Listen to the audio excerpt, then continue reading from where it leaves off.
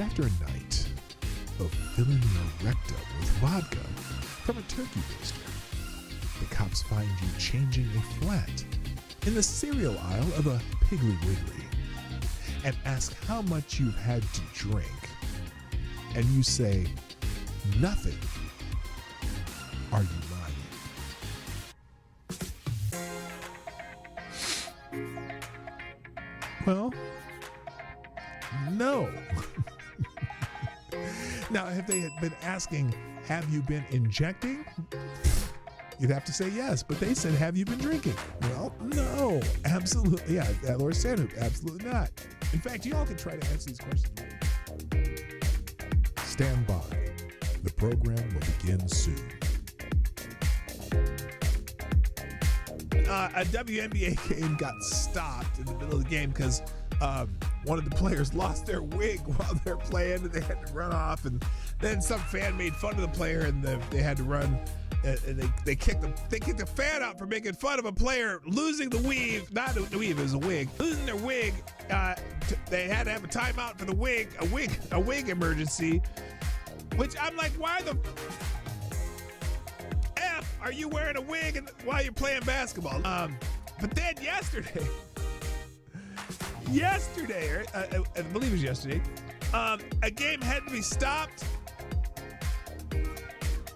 briefly because someone threw a big old green dildo on the floor. Someone threw a dildo out on the floor, out of the court. They had to stop the game. I don't know if they caught the person who sent the dildo, but the green dildo was on the court, and a good large number of the players had no idea what to do with something of that shape, but that's okay. It happened, and then someone made this t-shirt or this meme, pay us what you owe us, which has a dildo on it. So that was...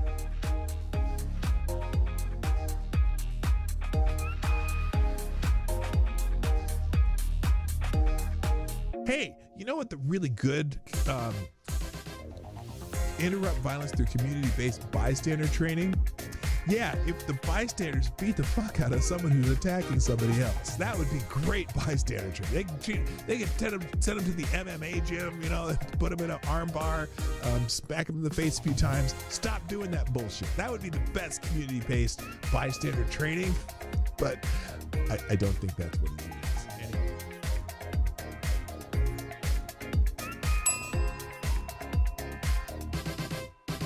And then the other one, they'll go back all the way to Dylan Roof. Dylan Roof's the other one, which, does anyone, okay, let me ask you something. A lot of you are right-leaning or on the right.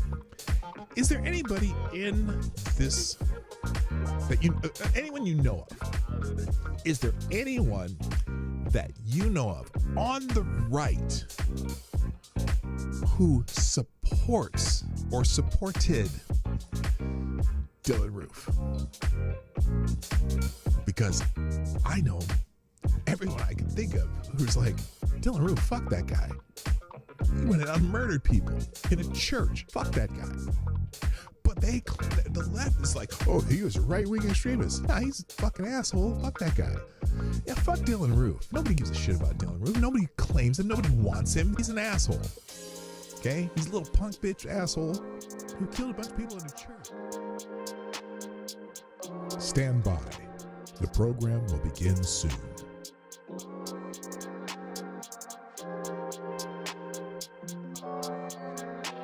Reverend Robin Bartlett of First Church of Sterling, Massachusetts, uses John 1:14 in the Bible to justify why she brings her 11-year-old son to drag shows. This is what we're getting in the Rainbow Church. The Rainbow Church aren't exactly hiding. That's true. The Word became flesh and lived among us, and my body, your body, their bodies are home for the living God. That is why I take my 11-year-old boy to drag shows in the summer with my friend and fellow church leaders, Kate, and her 11-year-old boy. Especially if you're a man, bodies can be celebrated and played with. That's her message. What the fuck?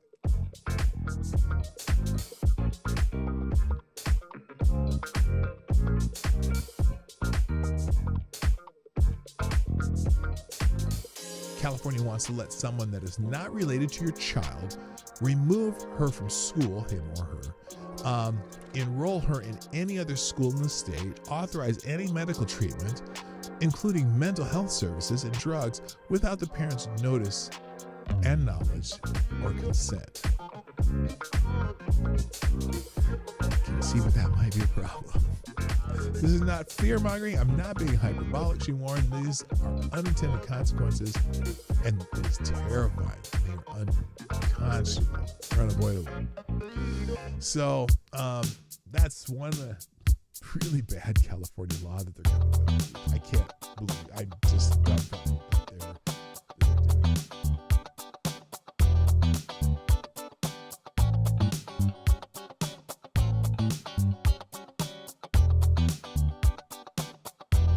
Now this is interesting. That new mayor candidate, the leading Democratic mayor candidate for New York City mayor, Mamdani, wants cops to stop responding to attacks on Jews.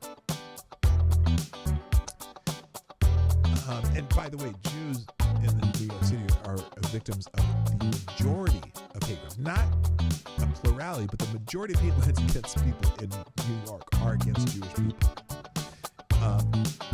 And especially religious hate crimes. Anyway, 345 hate crimes in New York City last year, more than all other minority groups combined, according to New York Police Department data. Anti-Jewish crimes accounted for 54% of the 641 total hate crimes reported to police in the city in 2024. Since the beginning of the year, 60% of the 123 reported hate crimes have targeted Jews, according to the New York Police Department.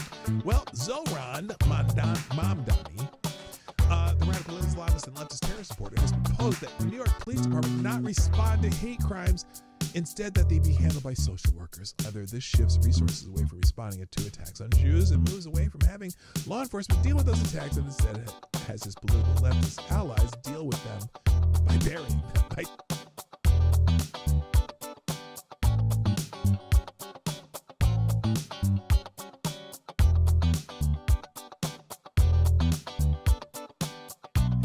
Every day on my show, if I put something on the screen, or I'm talking about it, or it's a topic or an article that I'm presenting in this show, I provide links to every single thing that I've talked about, and even more, the ones I didn't even get to. I drop them in the chat at the end of the show, and also I drop them in the description. So if you want to find these articles, they will be in the links at the end of the show.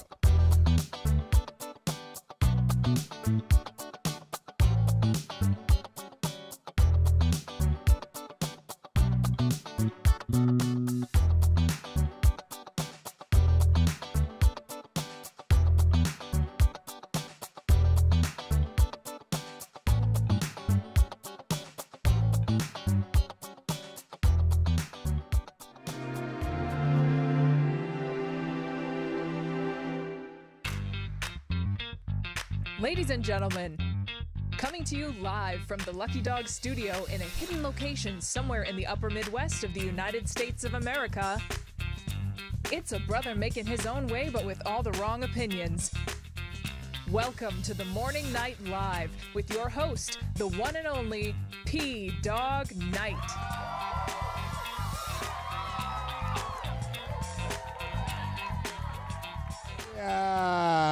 Well, good morning, everybody. Welcome to the Morning Night Live. I'm your host, Marty, also known as PDawgKnight on the internet. And welcome back to the PDawgKnight Channel, where I'm not singing yet. In fact, I'm not going to sing if that happens, but I am going to.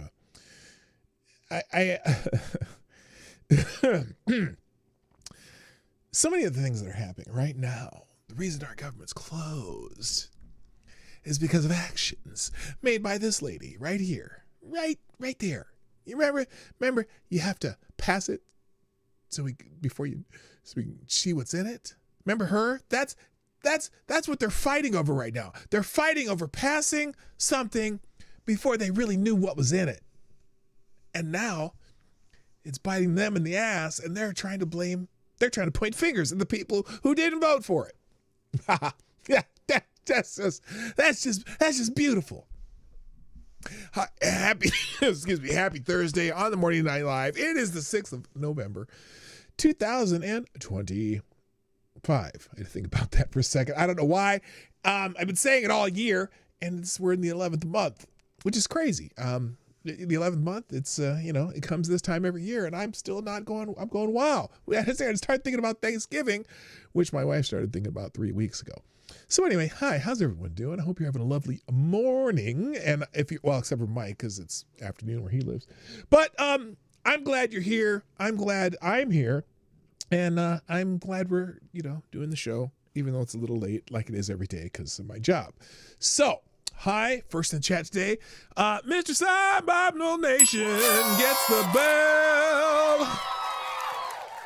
Also, good morning, Avocados Dabbley, our good friend of shocking. I don't know how's it going to finish that sentence. I don't know.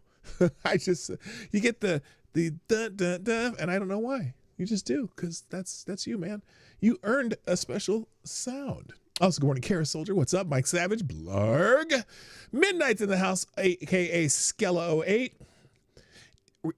Okay, let me ask you something here. Okay, and this is painful for me to ask. Is 08 the year you were born? God, why do I feel so old? It's got to be something like that. Hello, Renee Mayette. What's up? Also, hi. I said Somnable Nation because you were here first. Mike Savage, I did that. Who else is here? Carfalis. Now, Carfalis, what's your name, not the at name? Because I got all at names here. It's kind of pissing me off still. Green Badger Outdoors is here. Blue-Eyed Scream, what's up? Ms. Wild Wolf is here. What's up? Moist Tree Rat, a.k.a. TC, the Moist Squirrel. Also, hello, Jay Blizzard, JB, what's up? Nice to see you. And that's pretty much everybody. Oh my God! Oh my God! You were born in 08! Oh, I'm fucking old! Good God! I have shoes older than you. Well, no, I don't. Do I have a pair? Yeah, I do have shoes older than you. My God! I have shoes born older than you. And the Pope is here. Pope Tyrannius the Third, the Blessed Lich. I don't see a message of hope yet. Did I miss that? Did I just accidentally skip over it? Oh no, you haven't read it yet. Well, we'll get one. There'll be a message of hope shortly. We'll be sure to doing that. You have shoes twice as old as her. I'm trying to think. What's my oldest pair of shoes? I got a couple pair of dress shoes that are like these Cole Haans that last forever. They're older than you by far. I think I bought those in '96. I have t-shirt. Look, I have t-shirts. I have a t-shirt. Let me think about this. Hold on. Get out a calculator because I don't feel like doing this in my head, even though it's probably not that hard of math. Where's my calculator? There it is. Okay, we get it's 2025 2025 minus. I have a t-shirt that is 3 times as old as you. Because I still have my t-shirt from when I was in Marine Corps OCS in Quantico, Virginia. In 1986, I believe I had it. No, that was 1984. Summer of 85. Oh, it might have been summer of 84. So yeah. That's what is so 16, 17, 14. Yeah, roughly almost 3 times older than you. Anyway. I own dresses older than her. Yeah, see?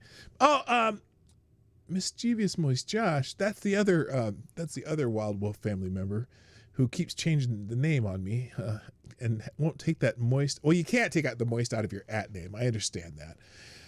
Anyway, so there you go. We're all of us are telling us what things they have in their home or apartment or whatever that's older than midnight. Good Lord. Okay. Why is that there? Oh, I see. It's asking for a community note. So let's get into some stuff here because that's what we do. But also I wanted to, well, let me do the thank yous first. I always almost forget that. And I don't want to forget the thank yous because I do appreciate all of you. And plus I have a special one for Avocados Down. And by the way, AD, I don't want you to blame this on me. And it's not because, well, you'll understand. Because it's actually not terrible. it's Somnambule Nation's fault, and you'll see what I'm talking about in a minute.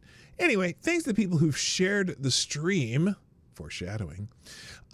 Starting with, of course, Somnambule Nation. Tweeting out the show as always. I greatly appreciate that.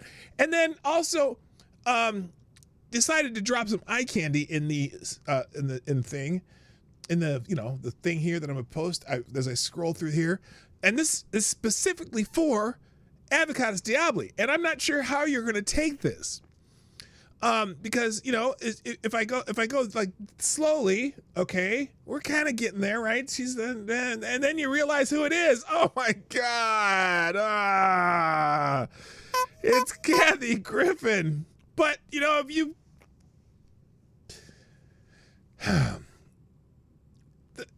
the term chicken head comes to mind. I don't know. Anyway, yeah, there you go. I don't even want to. I didn't even repost it. I guess I have to repost this too. Okay, and then also thank you, CG, dropping the old. Let's go. Let's get the party started from my. I didn't even look at this picture when I was scrolling earlier. That's some funny shit right there. Also, Ms. Wild Wolf tweeting out the show. Tyler Alexander, the Daily Ric Flair. Woo! Which is very appropriate for the show. Also, thanks to the people retweeting the show and stuff like that. Ms. Wild Wolf, Green Badger Outdoors with a fighter jet, which is often, GB is often aviation forward. That's awesome. And then Ms. Wild Wolf with the cute little kitties thing. And I always want to make a joke, and I'm never going to do it because I just shouldn't do that. Renee Mayette. What the hell? Putting a balloon on this guy's head. Thank you for sharing that. That's actually a funny gif, even though I don't know what he's doing.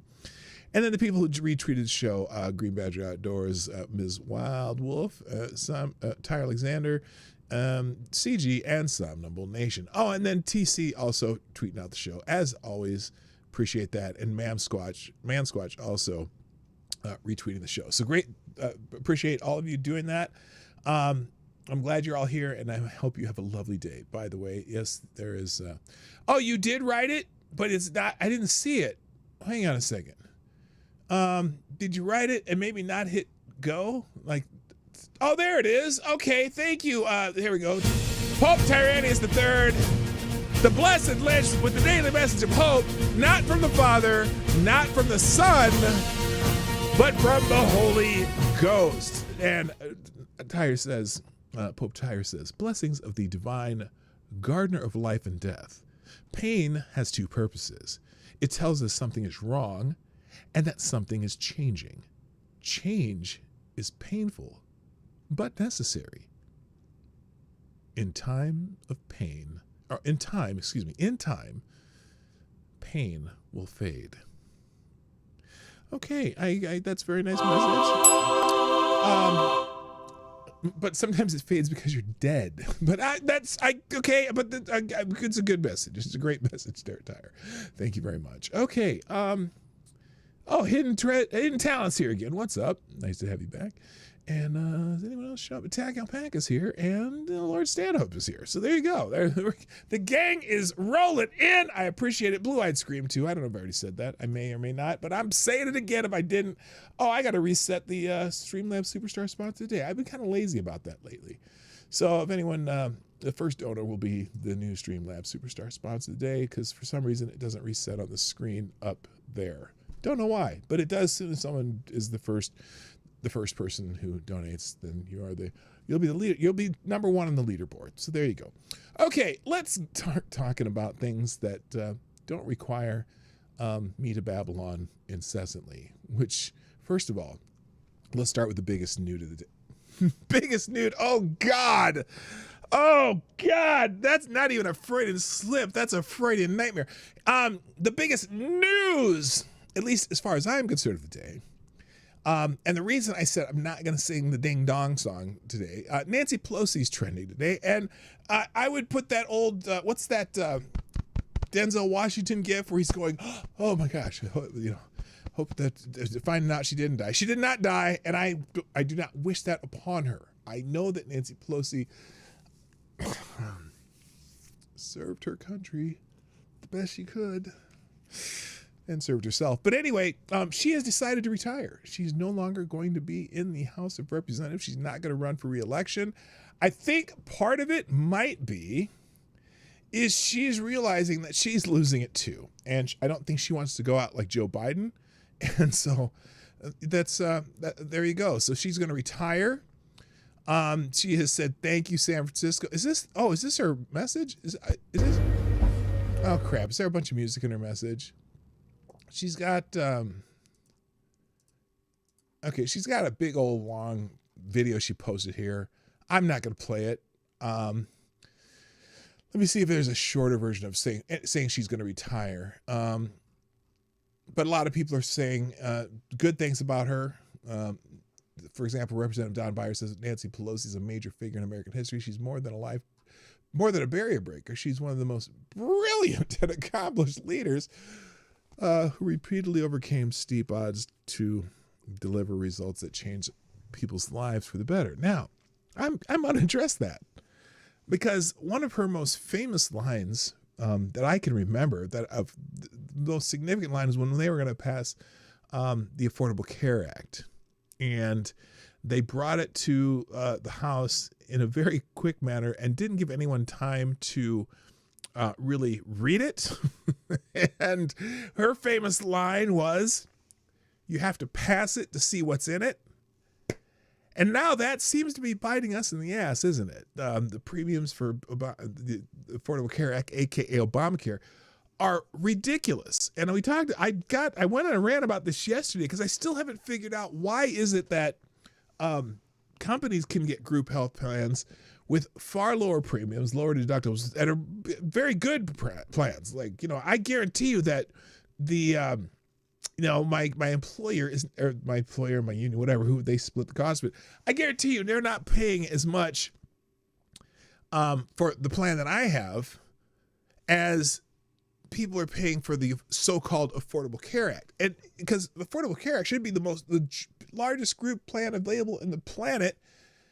But no, because the government's paying for it, insurance companies don't give a fuck. They'll charge whatever they want. And so that was their biggest failure, I think. If they had made the law where the Obamacare or whatever, the Affordable Care Act, had to be as low as the lowest, largest group plan that they offer in every insurance company, that would have probably been the fix. But they never did that. They made it so they could, the government and the people share the cost of these astronomical care plans. Also, they failed when they didn't allow people to have, kind of like a cafeteria style plan where you pay for stuff that you need, that you think you need now, and not stuff that you don't need. Like, for example, men don't have to get coverage for pap smears or they required all plans to cover every single scenario. So, for example, young people who could maybe buy just catastrophic care plans, if something, actually insurance, as opposed to health maintenance. But no, they refuse to do it that way. They say Obamacare, the Affordable Care Act, must cover everything that has to do with health care. And some people just don't need that. When you're in your 20s, you can go, doctor's visits could be cheap. Doctor's visits could be cheap. You could probably get a doctor's visit for $50 some places. If you're paying cash, I bet there's doctors who still do that. But because the government forces you to take this plan and it has to be the most expensive plan that covers every flicking thing you could possibly do, the plans are very expensive. And so, and then they forced everyone in the planet or in the United States to have their own plan, but they pay for plans for people who don't pay for anything. You know what I mean? So it gets very expensive very fast for the people who are actually paying for it themselves versus the people who don't have to pay anything. It's basically just, it's a boondoggle. Anyway, so thank you, Nancy Pelosi, for pushing that bullshit through. Other people, let's see. Now one understands how to get things done better than Speaker Emerita Nancy Pelosi. Thank you for your service to California and to our country. Yippee, yay, kaye, motherfucker. Who cares? Anyway, breaking news. Representative Nancy Pelosi, the only female House Speaker, said she would retire in 2027, ending a run as one of the most powerful women in U.S. politics and one of the most corrupt. Adam Schiff congratulating her. Lots of people out here congratulating her. I'm curious if anyone says anything bad about her.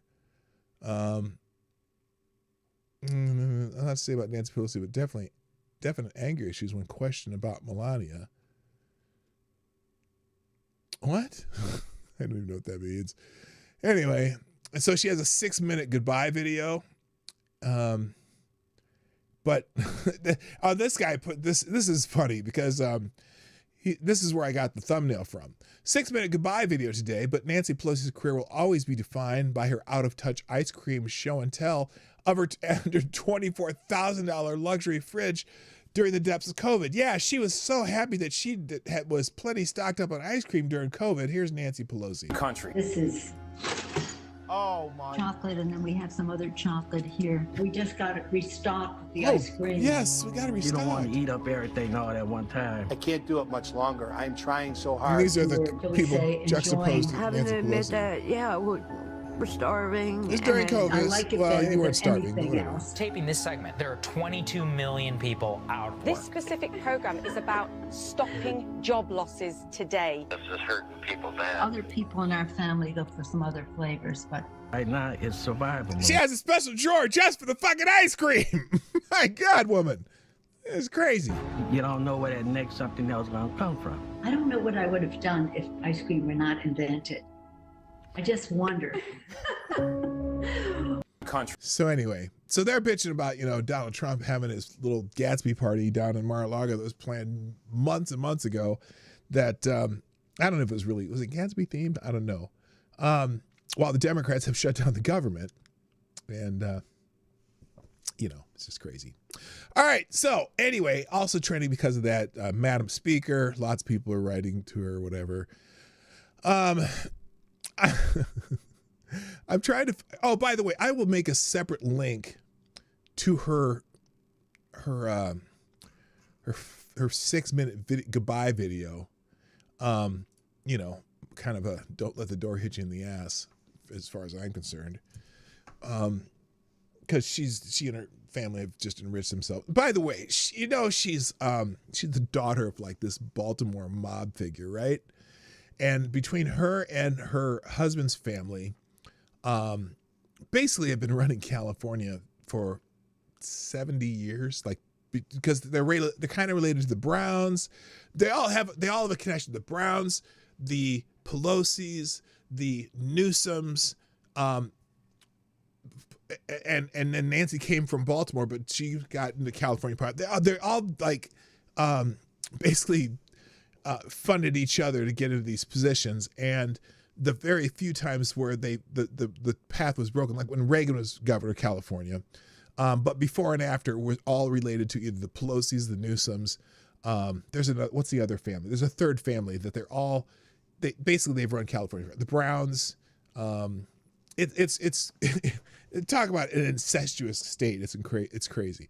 So anyway, so that's why Nancy Pelosi and Madam Speaker are trending. All right, let's move on. I'm gonna do some news stuff today, and if I get to the trending stuff, yay. But if I don't, who gives a shit? ESPN, because of their new gambling scandal and the gambling scandal in the NBA. Rest in peace, ESPN Bet. That's the group that was doing a sports gambling ordeal with ESPN. Breaking: ESPN and Penn Entertainment are ending their sports betting partnership after signing a 10-year, $2 billion with the B dollar deal. In 2023, ESPN Bet will officially shut down next month, and 8 years left on the initial agreement. So.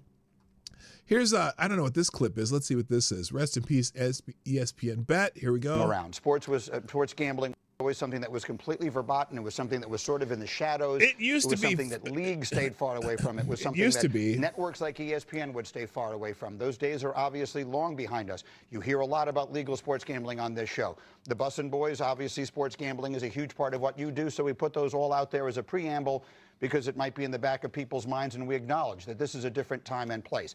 However, there is... And Pete Rose still is not in the Baseball Hall of Fame. So if y'all need to pardon Pete Rose and let him in, because he's still, regardless of what his little gambling scandal was, he was still Mr. Baseball. I mean, when I thought baseball growing up, I thought of Pete Rose. And I'm not even necessarily the hugest baseball fan, but Pete Rose, Charlie Hustle should be in the Baseball Hall of Fame. And maybe even Shoeless Joe Jackson, because even though he was in that Black Sox scandal, he did not, there was no sign that he tanked that game. He played his ass off in that World Series. So anyway. A fine line, not so fine. There is a bold line that obviously has to be drawn between legal sports gambling when it comes to the public and anything that might infiltrate into locker rooms and into teams. And we all knew it was going to be a complication as this became more around. Sports gambling was always something that was completely verboten. It was something that was the Chauncey Billups deal. So there you go. Let's see here. All right, let's move on. Some headlines that I wanted to get into because I saw a bunch these days. So remember that there was a Halloween plot, I guess, of an ISIS plot. They were going to blow up some people and shit.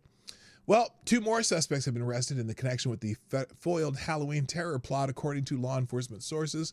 The individual identified as Thomas Khan Jimenez Guzal and Milo Sedarat were taken into custody on Tuesday as part of an ongoing investigation that could lead to additional arrests. The New York City Police Department Intelligence and Counterterrorism Bureau assisted federal authorities in locating and apprehending the suspects. It remains unclear whether the 2 are among the unnamed co-conspirators mentioned in earlier court documents. Federal prosecutors on Monday charged Mohammed Ali and Mahed Mahmoud, both 20 and residents of Dearborn, Michigan. Oh, that town. In connection with the same plot. According to court filings, the plan involved targeting LGBT nightclubs in Ferndale, Michigan. Because, they're just... Oh, God. Do I even have to say it? I'm not going to say it. And investigators say suspects stockpiled weapons, practiced shooting, and scouted potential attack sites. A juvenile and other unidentified accomplices were also referenced in the criminal complaint. Authorities allege group code name of their operation was Pumpkin and drew inspiration from previous mass casualty radical Islamic terror attacks, including the 2016 Pulse nightclub shooting in Orlando and the 2015 Bataclan concert hall attack in Paris.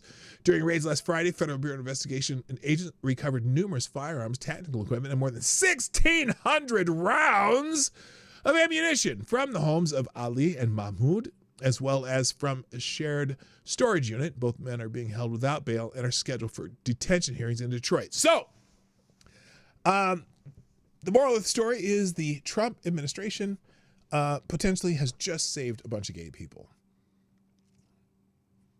Oh, I thought they were... Well, I thought they were anti-LGBTQIA plus LMNOP XPR2194. And they saved a bunch of gay people from a terror plot? Go figure. All right, moving on. In the Daily Wire today, as we know, there may be some flight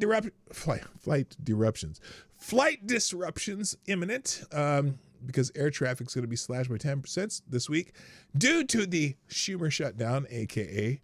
the government shutdown. Federal Aviation Administration announced on Wednesday that air traffic will be slashed by 10% in 40 high-volume markets beginning on Friday due to air traffic control shortages brought on by the record-breaking government shutdown. Transportation Secretary Sean Duffy said at a press conference alongside FAA Administrator Brian Bedford that the FAA has taken proactive steps to keep the airspace safe as the government shutdown moves into its 37 days. In the end, our sole role is to make sure that we keep this airspace as safe as possible, Duffy said. There's going to be a 10% reduction in capacity at 40 of our locations. So that sucks if you're flying. My son's flying in on Friday. I hope his flight doesn't get canceled because I'm looking forward to seeing my kid. Hi, Green Badger Outdoors. Did I say hi to you yet? Or did you just get here? Ivy's not there. Oh, and Louie's in the house. What up, Louie? Oh, no, is in the chat right now. Yeah. Sorry, I didn't mean to fuck up your ears. All right, did I miss anybody? I don't know. We'll find out later. All right, so, again, Democrats could have funded the government 36 days ago or whatever it is. It's 35 days now, however long it's been, 37 days. And they think they are just flooding the zone on X and on social media, trying to convince everybody that it's the Republicans' fault and it's Trump's fault. And, you know, same thing with the SNAP funds so there's a bunch of Democrats saying that Donald Trump must fully fund SNAP right now, using the emergency contingency funds that are there for emergencies.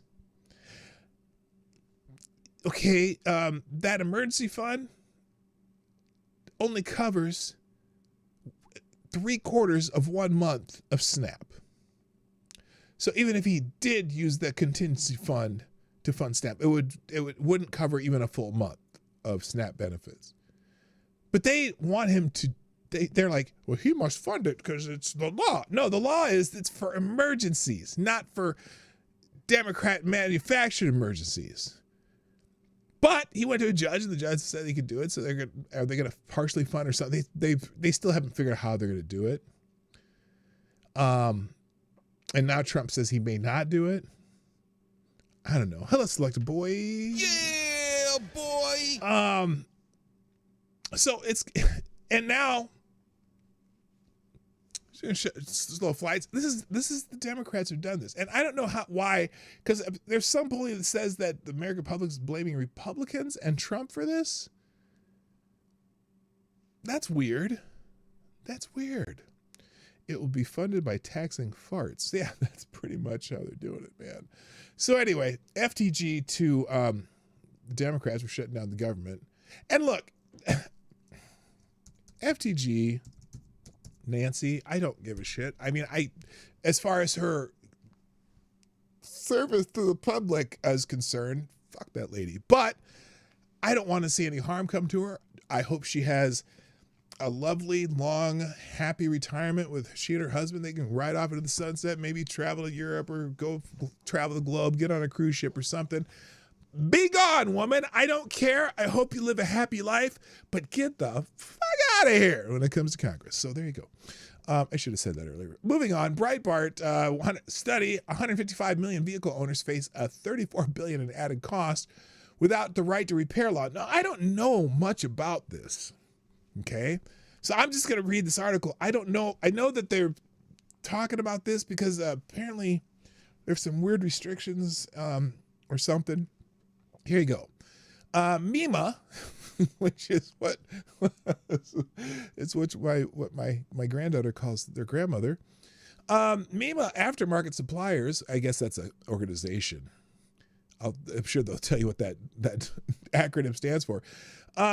Aftermarket Suppliers released a study that revealed if Congress fails to pass legislation establishing a national right to repair for vehicles, Americans could face an additional $34 billion in annual costs by 2035. And I know part of this has to do with warranties on vehicles that require you to use original factory parts for autos and things like that, or that will void your warranty. And so they've started playing that game and not allowing people to repair their own vehicles or whatever. The study, which was conducted by global strategy consulting firm Roland Berger, found that rising repair restrictions for independent repair shops and aftermarket manufacturers would impose staggering costs for vehicle owners to the tune of $185 to $225 per vehicle per year. MEMA is the leading North American trade association for vehicle suppliers, parts manufacturers, and marine manufacturers that represent more than 1,000 manufacturing members. The study shows that repair restrictions are already driving up prices, costing jobs, and hurting the fabric of our communities. And this crisis only grows worse with each passing year, said Paul McCarthy, not the Beatle, McCartney, but McCarthy, president of MEMA's Aftermarket Suppliers. Congress must act to protect manufacturing workers, small businesses, and consumers who are already struggling to afford repairs by passing the Repair Act. Now, I know as a person of a vehicle of age, which doesn't have a warranty anyway, I do rely a lot on aftermarket parts for the vehicle, as I often fix my F-150 myself because it's old. My F-150 is only 2 years younger than Midnight. Anyway, my F-150 with 270,000 miles on it runs really nice because I keep putting new parts in it when it needs fixing, and sometimes I have to have my favorite mechanic down the road do it, but a lot of times I just do that shit myself. But on newer vehicles, they have restrictions on that kind of stuff for some reason. At least the manufacturers do, and so I think this law is to tell the people that sell these parts to keep cars running. Hey, it's cheaper to do it using these parts, and sometimes you fuckers need to let them do it. Here it is. What is it? The aftermarket vehicle supplier industry comprises 350,000 businesses and supports more than 4 million jobs. The study surveyed stakeholders in the automotive industry, used secondary research with public data and phone survey data of repair shops. Now, here it is. I'm going to skip down here because we don't need to know that so much. But here in April, Senators Josh Hawley of Missouri and Ben Lujan, a Democrat from New Mexico, introduced the Senate Repair Act, which would establish a national right to repair law. It would establish where and how to get their cars repaired, which would lower repair costs. Big corporations have a history of gatekeeping basic information that belongs to car owners, effectively forcing consumers to pay a fixed price whenever their car is in the shop, Hawley said. The Bipartisan Repair Act would end corporations' control over diagnostics and service information and give customers the right to repair their own equipment at a price most reasonable or feasible for them. Meaning that you don't have to see some of these manufacturers setting up so you can only use them to repair them. And that's fucked up because they're not the only ones who can repair them. Vehicle owners deserve to have options when it comes to safe, dependable, affordable auto repair, giving vehicle owners, independent repair shops, and aftermarket manufacturers access to vehicle repair and maintenance data is critical to improving repair options. I'm proud to partner with Senator Hawley on this legislation, and I look forward to working with my colleagues to support car owners and repair shops. So anyway, that's one of those things. It's like, I don't know a good analogy for this. Anyway. All right. Let's see anyone else pop in. Lord's Channel, hope you were here. There. Okay, that's everybody's here. Not just parts, but the authorized mechanics. Yes, that too.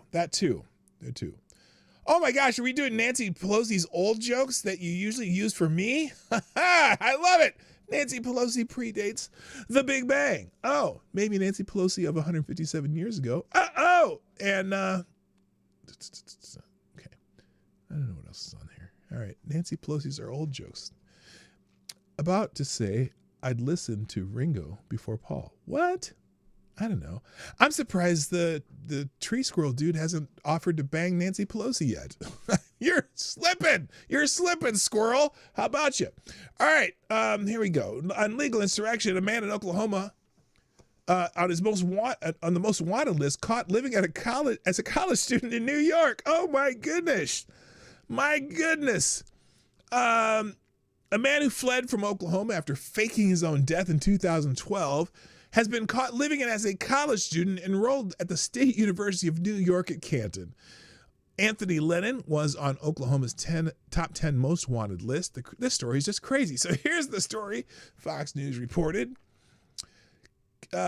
Convicted 10 most wanted fugitive faked bloody death, resurfaced as a student before capture. A convicted sex offender, hailed as one of Oklahoma's 10 most wanted fugitives, has been captured after allegedly faking his own death and reportedly enrolling in a New York university. Which, okay, now that begs the question: what kind of vetting did that University of New York do to this student? How did he even enroll? Did he get a whole new persona?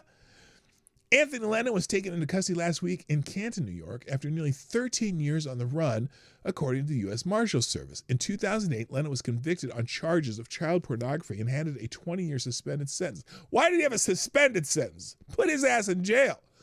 However, in 2012, authorities began searching for Lennon after learning he was allegedly in possession of additional child pornography, according to officials. Evidence found inside his home reportedly consisted of chat logs, external disks, and graphic videos.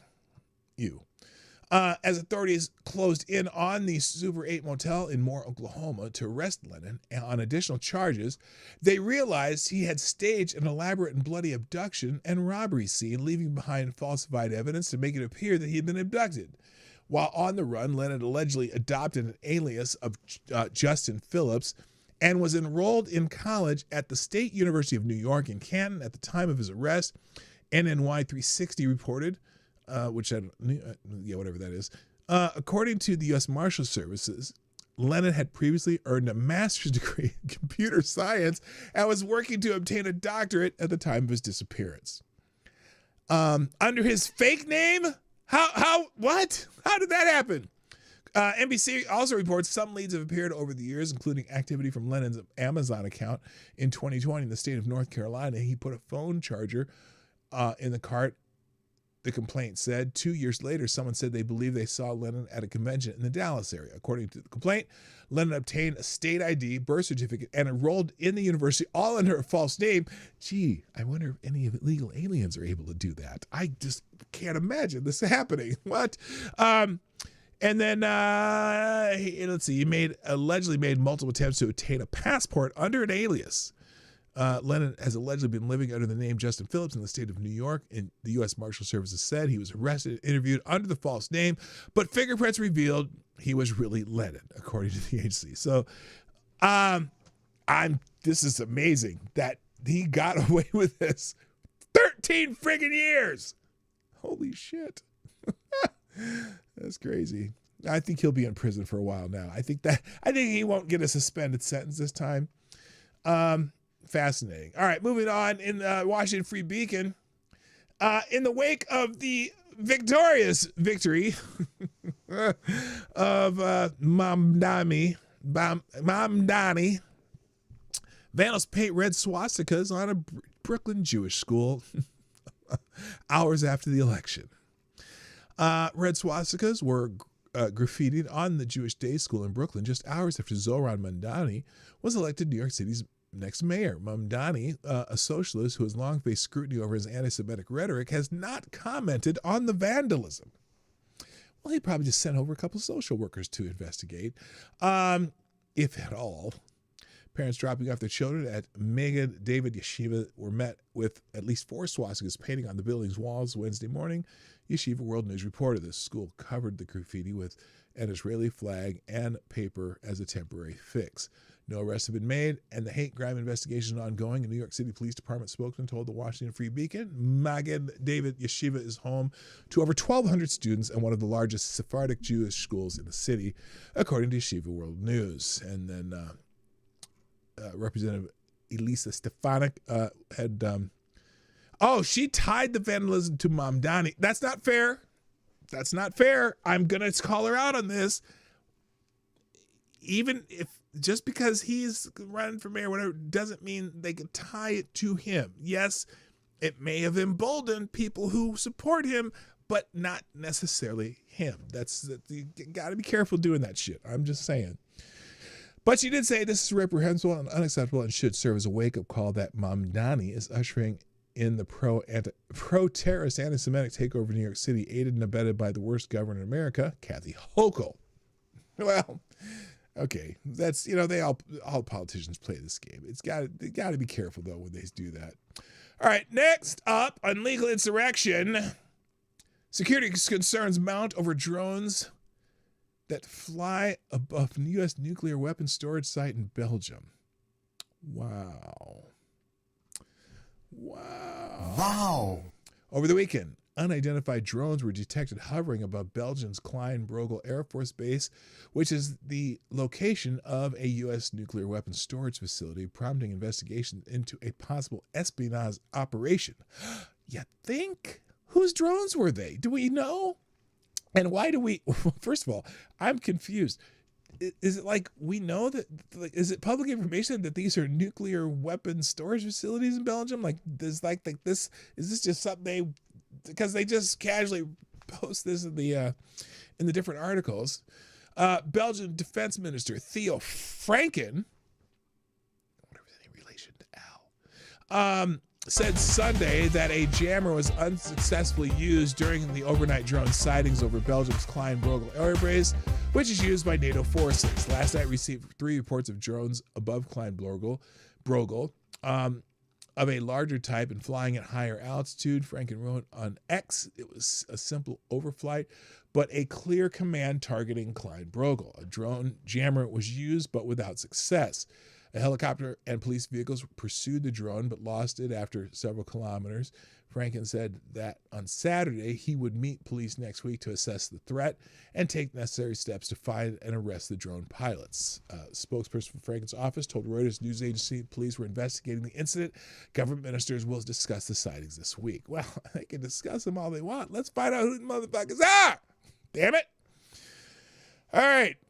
There you go. All right. So we'll get into we may get into some trending topics, but first, Gunfox 61 dropping a Hamilton in the tip jar. You are now the new Streamlabs Superstar sponsor of the day. Big Hamilton in the tip jar and successfully hijacking the show. Let's see what news he brought us from the BBC. Let's see. It says here, North America News, Snowland. Snowland. Now, what does that mean? Oh, you mean like Canada? All right, we'll move this over next to the other articles, and let's see what this is from the news from the BBC.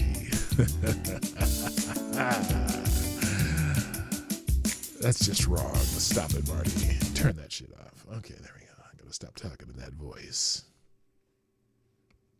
Don't want to get anyone too riled up.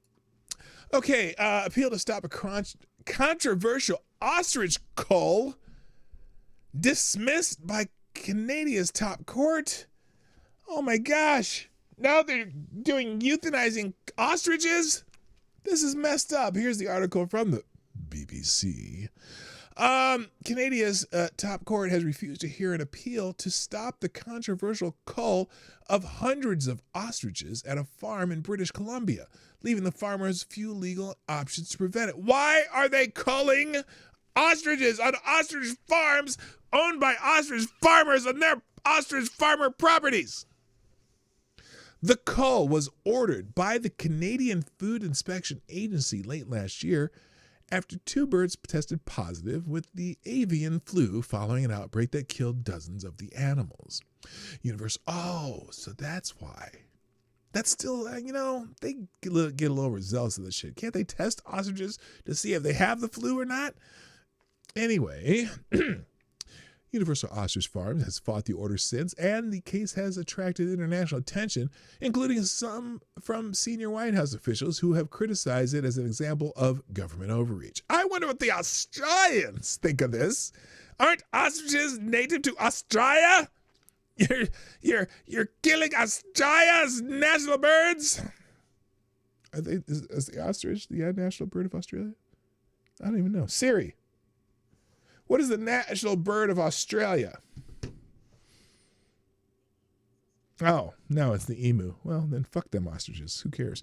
Anyway, Universal Ostrich Farms. Okay, the Supreme Court of Canada's decision means the cull can now legally go ahead. It is unclear, however, if the farmers will try to pursue other avenues to save the birds, such as asking the federal government to reconsider the order. In a statement following the Supreme Court dismissal on Thursday, the CFIA, whatever that is, said it will be moving forward with the cull, but did not provide a timetable on when. Now, here's the thing. Let me just fuck them ostriches, right? Here's the thing. So, Now, they've obviously been going through the courts in this, right? When did they kill? I wonder when they killed the 2 birds that had the avian flu. When did they die? And how long has it been since they've been, been fighting this in the courts? Because if no more birds have died, what's the point of the cull? You know what I mean? Yeah, I'm just saying, what's the point? In a statement, the Supreme Court following. Oh wait, it's okay. In a statement following the Supreme Court dismissal on Thursday, the CFIA said it will be moving forward. And did not provide a timetable on when. It added, though, that it expects the ostrich farm owners and supporters to respect the legal decision. Respect these nuts, motherfucker. Katie Pasitny, whose family owns the farm, reacted tearfully in a video posted on Facebook. Shame on you, Canada. Shame on you. Your life makes me sad. Please pray for a miracle in the next hour for our family, for these animals outside. Now, these pets, or these is like an ostrich farm that they're trying to sell shit. Like, yeah, ostrich eggs and shit. Are they ostrich burgers and eggs? I don't know. I don't know if this is an ostrich farm that's like they just farm them, like that's like they're herd of cattle, but they're ostriches instead. Anyway, farmers argued that the ostriches should be spared and used instead for scientific research, noting that remain had survived the avian flu outbreak that killed 69 of the flock. Oh, did they say 69 of the flock? Stop it! Turn that off. Turn it off, Johnny. Thank you. So anyway, more than 60 protesters had gathered at the farm early Thursday morning as the Supreme Court released its decision. So, PDawgKnight, one of the protesters mysteriously died at the camp they were staying in. It was ruled nothing to see here. Oh, really? That's kind of messed up. The EU army will rise and take over the world and then bow before the might of the American empire. Yeah, they should just import some emus to protect those ostriches. I don't know. Hi, Lindsay. What's up? Cynical Lindsay's in the house. What up? Although you changed it to Lindsay the Geek or something like that. I can't remember. But anyway, I'm glad you're here. Nice to have you, my friend. All right. Thank you, Gun Fox, for that article. You are a very great American. All right. How much time do I got? Oh, I got time. Well, we can kind of fix this tab. I don't know. What fix the tab? I don't know what that even means. All right, let's some things trending right now. People are still talking about the shutdown, and Democrats are still trying to blame Republicans for the shutdown that they caused, and they're really flooding the zone on social media. And I think maybe why some of the polls say that people are blaming the Republicans. Look, as we know, and as we learned from this lady, we learned what was in the ACA, and y'all motherfuckers didn't listen. And now it's biting you in the ass, and now you're trying to blame Republicans for it. Those price hikes that were from the temporary subsidies, that's all on Democrats. Not a single Republican voted for that shit. Not a single Republican voted for whatever, any of that. And it was the dumbest plan ever. Again, it should be, Obamacare, the ACA, if you're buying it from the insurance markets, from the federal government, it should be the largest group plan in history, and your cost should be they should be lower than any company pays for their employees to have insurance. I don't understand how they came up with this shit, because when I hear the premiums people have to pay, I am dumbfounded. I like the thousands of dollars, over $1,000 a month for a lot of these plans, if the unsubsidized plans, because the subsidized plans, they're still going to pay like $100 a month or whatever. But $1,000 a month or more for a plan for a family, or $1,500 or $2,000, whatever, and deductibles of like $11,000 deductible. Are you kidding me? It's insane what and look, the insurance companies that the Democrats are supporting are making like a bandit. And I'm sure Nancy Pelosi has a lot of health insurance stocks in her portfolio. So, it really benefits them to subsidize it and pay it directly to the insurance companies and not really help people. So anyway, but they're still arguing about who's the government shutdown. Now, one thing that I wanted to point out, though, and one of my favorite senators, although not my own, has decided that he's going to introduce a bill today, in fact, and let me tell you about the bill that he's about to introduce. Here is Senator John Kennedy. I, like you, Mr. President, I've heard a lot of rumors about we're that close to reaching an agreement. We've been that close for a week. Frankly, I hope I'm wrong in saying this, but I don't think we're really that close. I wish we were, and I hope we are. But I think we're going to be in the shutdown a while longer. That doesn't give me any joy to say that. Oh, AD, in the meantime, none of our you're staffs close. are being paid. No federal employees are being paid. I got some numbers in this morning that the federal workers have had to borrow $365 million so far during this 36-day shutdown in order just to pay their rent. Our military is only being paid partially. Our air traffic controllers are not being paid. Because of the Democrats. People who receive SNAP payments because of the Democrats. Paid. I don't think anybody wants to see anybody go hungry in America, and that's not a partisan Democrats statement. don't give a fuck. That's a bipartisan statement. There is April Imhoff. Why are we talking about her, Mr. President? Some may say, well, this violates the 27th Amendment. I don't think it does. That's why I'm offering two different flavors of bills. But in 2013, President Obama did the same thing that I'm doing now. They were in a shutdown, and President Obama supported legislation that said, if you don't open up government by this certain date, then you're going to lose your paychecks. That's Congress. Congress loses their paycheck. And they found religion. They had a Damascene moment, and they opened up government. And that's all this bill will do. I'm not trying to grandstand. I wasn't going to bring this bill. When I got back here Monday, I heard all the rumors like everybody else that we were close. And I hope we are close. I hope he brings the bill. Republicans vote for it 100%, all of them. And so and I'll offer these Democrats will bills probably vote tomorrow. against it. People can vote yay or they can vote nay, but what's good for the goose is good for the gander. Good morning, Will, my dear friend from high school. Now What Studios is in the house. What's up? And so he's introducing a bill to stop Congress from getting a paycheck during government shutdowns. And that's the way it should always be. Anyone who doesn't get a paycheck, if there's anyone who doesn't get a paycheck, it should be them. It should be them who doesn't get a paycheck. So, all right. So there you go. Thank you. That's part of the shutdown. I got a bunch of other tabs open, but Gunfox61 drops another Hamilton in the chip jar, and I just gotta be. He's gonna hijack the show again. Gunfox hijacks the show again. FTG, this guy, he has no room to talk. This is another. This is another article from the from the BBC. I hate when I do this, but I just hate myself. Okay. Oh.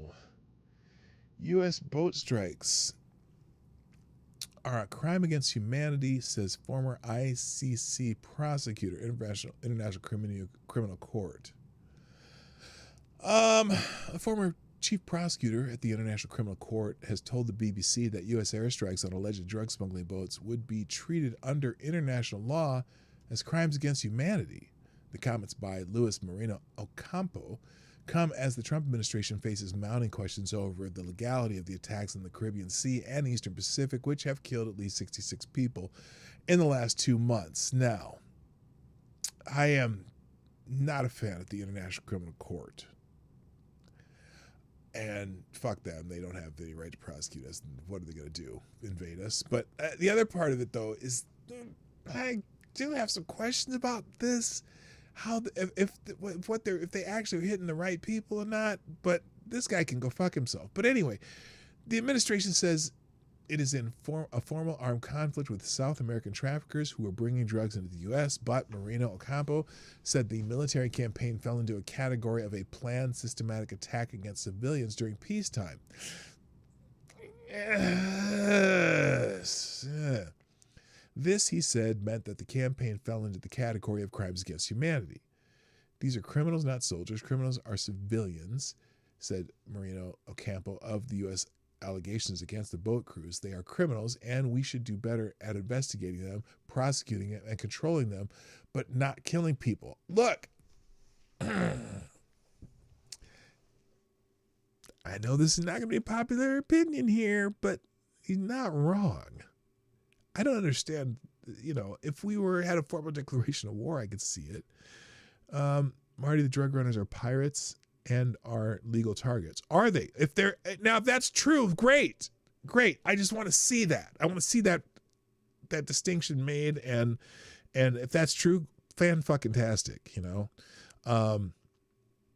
I know that the Colombian government, one of those governments said that one of those was one of their fishing boats, like from a different country. But if they are pirates, that's their fair game. I understand that. But usually pirates usually attack your assets. Are they attacking our assets? I get it. If they're smuggling drugs to our land, is that an attack on our asset? They're walking a fine, super thin line tightrope on this one, as far as I'm concerned. But that's my opinion. The White House said in response that President Donald Trump acted in line with the laws of armed conflict to protect the U.S. from cartels trying to bring poison to our shores, destroying American lives. It highlighted that the ICC had no jurisdiction over the United States. That's true. Hello, Evan S. What's up? Had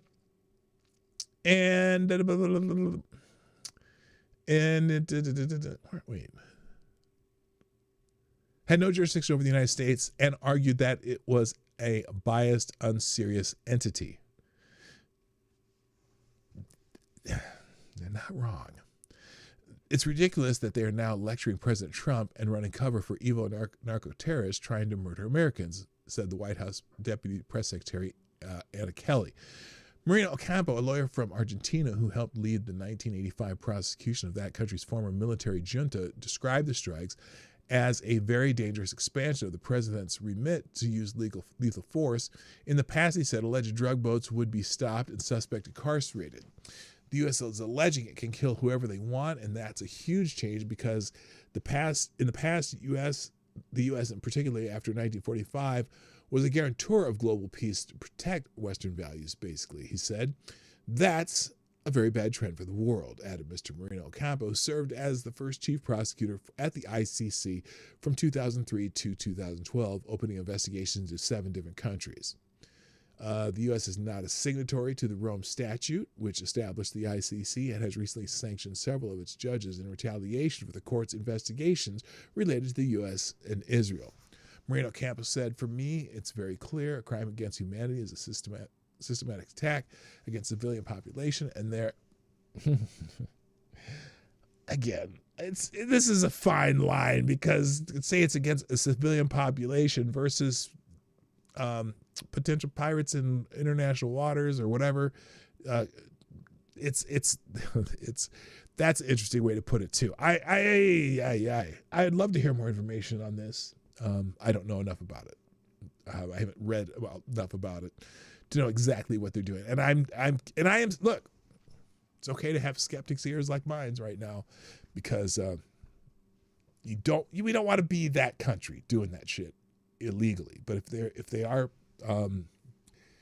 pirates, there are international laws about that too. So it's not a good thing, and I'm still saying fuck this guy in the ICC, but whatever. The Trump administration sought to justify the boat strikes by saying the U.S. is engaged in an armed conflict with drug cartels who are unlawful combatants whose actions constitute an armed attack against the United States. According to a confidential note to Congress, in February, it designated 8 Latin American organization crime groups as foreign terrorist organizations, naming Tren de Aragua in Venezuela, MS-13 in El Salvador, and others. The move marked a significant extension in the use of FTO designations. On 2nd of September, Trump announced the first U.S. airstrike on a vessel he said was a drug-carrying boat operated by Tren de Aragua with a lot of drugs on board, killing 11 people. Venezuelan President Nicolas Maduro called the attack a heinous crime. Yeah, I wouldn't be surprised if he's involved in sending drugs this way, though, too, either. So it's, eventually they'll have to show their work and show that these strikes were on the up and up, which I don't think they want to do illegal shit. So, very fascinating. Thank you, Gun Fox, for that article. I'm just not as well informed on it as I'd like to be. All right. You know what? It's already past that time, but I got a couple things that I wanted just to touch on quickly before I go. Because a lot of people someone mentioned, and with Mamdani's election in New York City, about all the billionaires that were supporting Mamdani.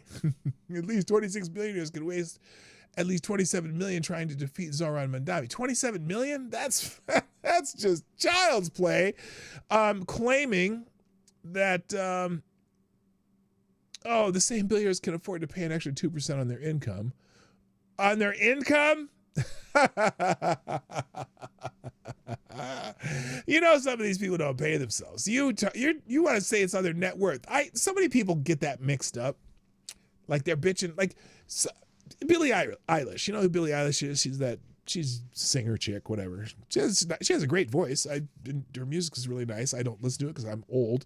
But she donated like $11 million to food banks or something, right? And her net worth's like $50 million, and she donated $11 million.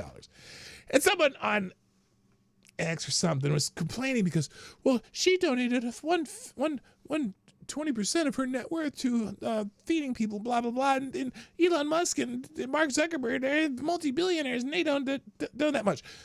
Okay, again, she probably has, because of her profession, her assets are probably in money in the bank, or you know what I mean? Like she doesn't have to liquidate half of her business that runs, that comprises most of the net worth to give shit away. Like, these like, I don't think Musk takes a minimal salary. He borrows money off of the value of his assets, whatever. So he doesn't really have that much of an income, but he's paid over, $200 million in taxes over the last 10 years. And oh no, it's even more than that, because this last tax bill was like 11 billion. Okay. But anyway, let me, I digress. So they're complaining that the billionaires who supported other candidates other than Mamdani wasted their money, right? Then I juxtapose that statement, billionaire winners and losers in Tuesday's election. Oh, there's winners in Tuesday's election? Okay, so these are billionaires that donated, and very small portion of their network, except for Bloomberg. But juxtapose that statement. Oh, you can't even see it. Duh. Here's what they were talking about: billionaires, winners, and losers in Tuesday's election. Okay. At least 26 billionaires can waste at least $27 billion, right? But again, as I mentioned yesterday, they hate billionaires unless it's their billionaires. Alex Soros hails socialist Mamdani's victory, and there's pictures of them together here. Like, they love their billionaires, and most of them are foreign billionaires who are probably have a stake in destroying the United States if they can. So I just thought the whole thing juxtaposed to each other was kind of funny. I was going to say more about it, but I don't have time. So, guys, that's it. I didn't do a lot of FTGs, although FTG Alex Soros, of course, right? Fuck that guy.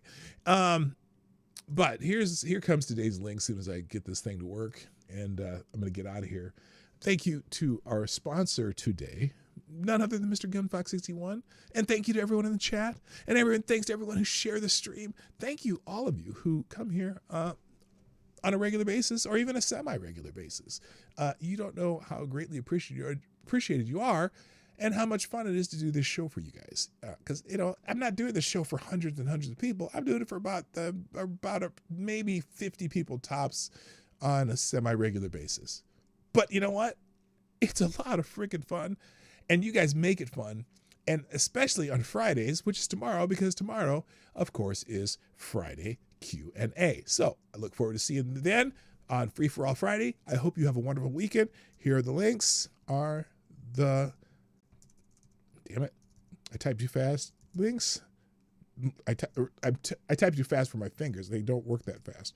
There we go. There's the links for today. I'll have them in the description too. You all have a fantastic Thursday.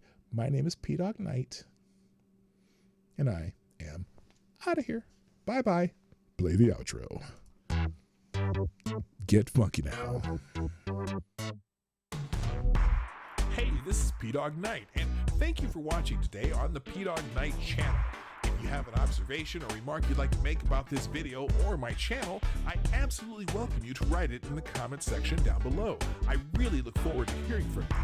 And before you go, if you like what you saw but you're not already subscribed, please make sure you hit the subscribe button and definitely click that bell that pops up afterward so you'll be notified when I post new videos or when we go live. I broadcast my live show, The Morning Night Live, Monday through Friday at 10 a.m. Eastern, 9 o'clock Central. A special thank you to all supporters of this channel who share our videos on social media and who make donations through the Streamlabs link, which is also in the description down below. Thanks again, and until next time, I'm PDawgKnight, and I'm out of here.